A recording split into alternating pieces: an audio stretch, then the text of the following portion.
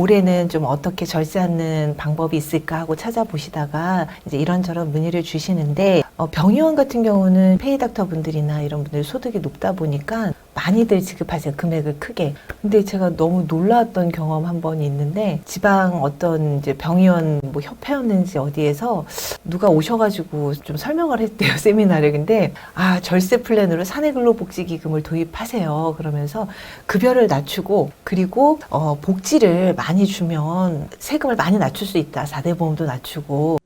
세금 때문에 고민하는 대표님께 최하영 고경미 세무사가 CEO를 위한 절세 솔루션을 무료로 드립니다. 더보기란을 참고하세요. 오늘은 사내근로복지금 전문가 고은경 센터장님 나오셨습니다. 안녕하세요. 네, 안녕하세요. 최근 사내근로복지금 관련해서 좀 이슈가 있다 그러셔서 어떤 내용인가요? 우선 사내근로복지기금에 대한 이슈 말씀드리기 전에 아주 짧게 사내근로복지기금이라는 제도가 어떤 건지 아주 짧게 말씀드리겠습니다. 우선 기업에서 우리 근로자분들께 어떠한 복지 이렇게 혜택 주시는 거 이거는 소득세와 4대 보험도 부과되는 이러한 내용입니다. 그런데 우리가 사내근로복지기금이라는 비영리 법인을 설립했다. 그래서 근로자에게 주는 이 비용들을 우선 사내근로복지기금에 출연하고 이 사내근로복지기금을 통해서 만약에 지급이 됐다라고 하면 그러면 100% 비용 처리는 당연히 가능한 거고요. 그리고 근로자들도 소득세 그리고 4대 보험 비과세로 이렇게 받으실 수 있어요. 그러다 보니 100만 원 받게 되면 한 30만 원 정도 세금 냈거든요. 그런데 사내근로복지기금을 통해서 받으면 100만 원 다 받을 수 있으니 우리 기업 입장에서는 무언가를 더 준 듯한 효과가 발생되고 근로자분들도 상당히 만족하죠. 이런 이유들 때문에 우리 많은 기업들이 이제 사내근로복지기금을 설립했습니다. 사실 2025년 현재 대한민국은 사내근로복지기금 법인 설립 붐이 일었다고 해도 과언이 아닙니다. 표에서 보시는 것처럼 93년도에 이렇게 최초 설립이 되어서 23년도까지는 한 2,800개밖에 이제 설립이 되지 않았어요. 그런데 단지 한 1년, 2년 사이에 2,000개가 거의 돼가는 이런 사내근로복지기금이 설립이 됐죠. 월간 한 82개 정도 설립됐다고 보시면 될 것 같습니다. 참 좋은 제도이고 또 여기에는 근로자들에게도 혜택이 있고 법인도 마찬가지로 그리고 병원, 이 사업주들에게도 또 혜택이 있죠. 사내근로복지금 관련해서 좀 이슈가 있다 그러셔서 어떤 내용인가요? 네. 사내근로복지기금 많은 대표님들께서 설립을 하실 때 또는 지금 설립하시려고 마음 먹고 계신 분들 이 기사를 보고 좀 이게 무슨 내용인지 하셔서 문의를 많이 주셨습니다. 기사 한번 같이 보시죠. 이 기사는 1월 22일자 이제 이현승 기사님이 쓰셨네요. 대법원은 복지 포인트는 직접적인 근로의 대가는 아니더라도 적어도 임직원들이 회사에 제공한 근로와 일정한 상관관계 내지 경제적 합리성에 대한 기대관계가 인정되는 급여에 해당한다고 판단했다는 내용입니다. 이제 이 기사를 보시고 질문을 주세요. 어떤 내용이냐? 사내근로복지기금에서 지급되는 복지 혜택은 비과세 혜택이라고 해서 설립했는데 최근 이 대법원 말씀드린 그 복지 포인트에 대해서 소득세 과세 처분이 되었다. 이 기사를 보았는데 사내근로복지기금에서 지급한 복지포인트 소득세 과세 대상인가요? 라는 내용이었습니다. 정말 한 2주간 제가 10통 이상의 전화를 받았고 소득세 과세 대상은 아닙니다라고 저는 답변을 드렸습니다. 다만 어떠한 복지 사업을 하셨는가에 따라서 증여세 과세 대상은 될 수 있다라고 말씀드렸어요. 그러니까 사내근로복지기금을 통해서 이렇게 혜택을 주는 것들은 적어도 소득세 과세 대상은 아니다. 맞나요? 그게 맞는데요. 이렇게 말씀을 하시면 지금 듣는 분들이 이해 못 하실 수 있어요. 그래서 제가 한번 꼬집어서 말씀을 드릴게요. 어떤 개념을 이해하셔야 되냐면요. 자, 질문에서 사내근로복지기금에서 지급한 복지포인트, 소득세 과세 대상이냐? 저는 아니다. 증여세 과세 대상이다. 요 네 가지 단어를 한번 살펴보도록 하겠습니다. 사내근로복지기금은요. 근로기준법을 준용합니다. 그래서 근로기준법을 이렇게 보시게 되면은요. 1장에는 총칙, 2장에는 공공근로복지, 그리고 3장에는 기업근로복지, 4장에는 근로복지진흥기금에 대한 내용이 나타나 있습니다. 그래서 우리가 이제 보셔야 되는 거는 기업근로복지에 대한 내용이죠. 여기에 1절에 우리 사주 제도라는 기업 근로 복지에 대해서 설명이 나오고요. 2절에는 사내근로복지기금 제도라는 이 제도에 대한 설명이 나오고 3절에는 선택적 복지제도 그리고 근로자 지원 프로그램이 나옵니다. 보시는 것처럼 카테고리가 다른 내용입니다. 질문을 하셨을 때 아까 보신 기사는 복지 포인트가 과세가 됐다라는 얘기예요. 소득세 과세가 됐다는 내용. 근데 질문을 하실 때는 저한테 질문하실 때는 사내근로복지기금에서 지급한 복지 포인트가 소득세 과세의 대상이냐고 물어보시거든요. 여기에서 차이가 있는 거예요. 그래서 저는 아니다라고 말씀드린 이유가 이걸 한번 보시죠.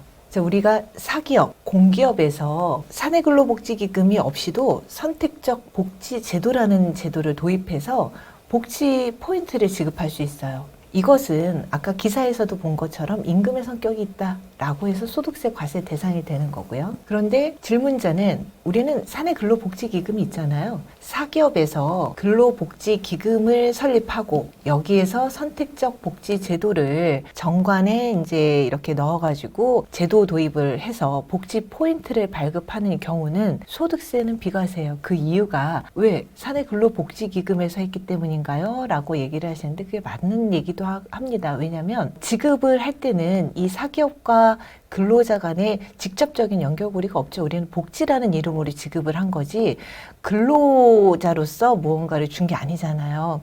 그렇기 때문에 소득세 이슈는 없는 거예요. 그러나 우리가 부모에게 무언가를 받았을 때 또는 타인에게도 무언가를 무상으로 받았을 때 이를 증여라고 얘기하죠. 그래서 사내근로복지기금이라는 곳에서 어떠한 복지로 받은 금품에 대해서도 근로자는 증여세 이슈는 있는 겁니다. 다만 비과세 항목 외에 증여세 과세라고 제가 이렇게 썼어요. 그 이유가 요거는 고용노동부 그리고 근로복지공단에서 사내근로복지기금 아예 매뉴얼을 이렇게 내보낸 책자를 제가 발췌를 한 거거든요. 근로자의 혜택으로 기금법인에서 지급한 아래 금품에 대해서는 증여세 비과세다라고 얘기 나왔습니다. 그 어떤 내용일까요? 보면 이재고분품 그리고 치료비, 교육비로서 사회통념상 인정되는 금품이고요. 학자금, 장학금, 기타 이와 유사한 금품, 기념품, 축의금, 부의금, 기타 이와 유사한 금품으로 통상 필요하다고 인정되는 금품, 그리고 뭐 무주택자 근로자에게 뭐 이거를 보조금 이런 것들이 지급하는 내용인데요. 이 내용이 여기도 보시면은 상속세 및 증여세법 이렇게 46조라고 나와 있는데 제가 이것도 같이 한번 보시죠. 요거는 증여세법 들어가면은 이제 시행령으로 넘어가게 돼 있어요. 자세하게 볼 수 있는 그 시행령 35조에 나와 있습니다. 46조 제4호에서 대통령으로 정하는 단체가 지급하는 것은 이건 증여세 이 비과세되는 범위다라고 하는 건데요. 이 단체에서 어떤 내용으로 보시면 아까하고 똑같죠. 학자금 또는 장학금, 뭐 기념품, 축하금, 부의금 동일한 내용입니다. 그래서 우리가 사내근로복지기금에서 사실 선택적 복지제도를 도입할 수도 있고요. 안 할 수도 있어요. 이건 선택사항입니다. 사내근로복지기금에서 우리가 복지 활동을 하는 내용 중에 이런 학자금, 비과세되는 항목, 증여세 비과세되는 항목은 증여세가 과세가 안 되는 거고요. 그 외에는 증여세 이슈가 있는 거예요. 그래서 선택적 복지제도도 마찬가지입니다. 선택적 복지제도로 우리가 지급할 수 있는 항목들이 있거든요. 뭐 가족 친화라든지 자기개발이라든지 이런 것들로 무언가 포인트를 지급을 할 수는 있지만 이 내용과 우리가 운용을 어떻게 하는 것과 세세 혜택은 별개의 문제다. 별개의 문제인데 사기업, 공기업, 우리 모기업에서 바로 지급하는 건 소득세 과세, 그리고 사기업에서 사내근로복지기금을 통해서 지급하는 건 소득세 이슈는 없다. 다만 여기는 증여세 이슈가 있다. 이렇게 정리해서 보시면은 좀 정리가 되실 거예요. 그러면 이 사내근로복지기금을 좀 제대로 하고 법에 맞게 해야지 증여세 이슈도 없겠네요. 그쵸. 근데 사실 오늘 요즘 뭐 제일 문의 많이 들어오는 곳이 기업보다는 요즘 병의원에서 많이들 문의가 들어오시더라고요. 그 이유가 이제 5월 달에 또 종합소득세, 보통 6월 달에 성실신고 이제 하시지만 세금 내려고 하시니까 이제 많이 스트레스가 되시나 봐요. 그래서 올해는 좀 어떻게 절세하는 방법이 있을까 하고 찾아보시다가 이제 이런저런 문의를 주시는데 병의원 같은 경우는 페이닥터 분들이나 이런 분들 소득이 높다 보니까 많이들 지급하세요. 금액을 크게.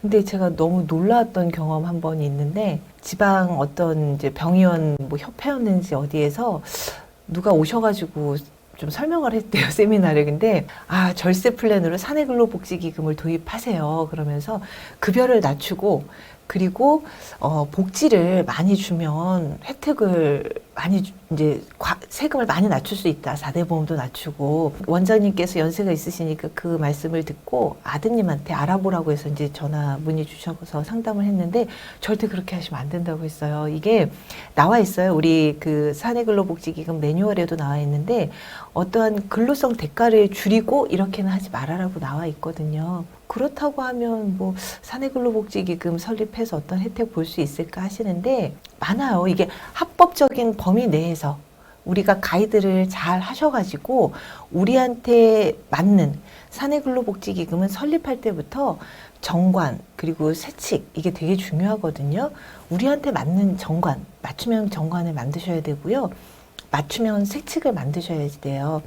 그렇게 하고 나서는 운영하시는 건 또 아까 말씀드린 이런 합법적인 범위 내에 증여세, 비과세되는 항목을 활용하고 그럼 선택적 복지로 지급되는 건 100% 증여세 과세되냐고 물어보시겠는데요. 사실 우리가 소액에 대한 증여세는 50만 원까지는 비과세예요.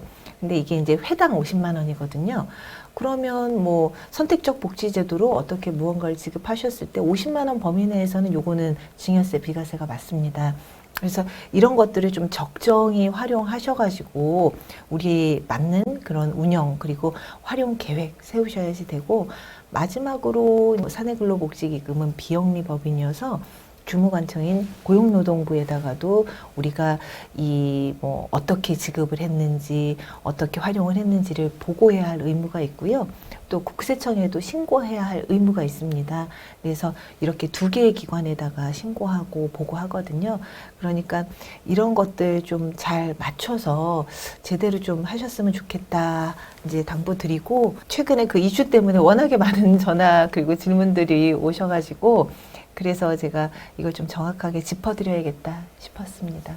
예, 알겠습니다. 아마 사내근로복지금 고은경 이제 센터님은 전문가시니까 이걸 이제 그 우리 회사에 맞는 어떤 네. 옷을 입어야 되는지 이걸 네. 이제 더 잘 가이드 해줄 거라고 생각됩니다. 네. 오늘 여기까지 하겠습니다. 감사합니다. 네, 알겠습니다. 감사합니다.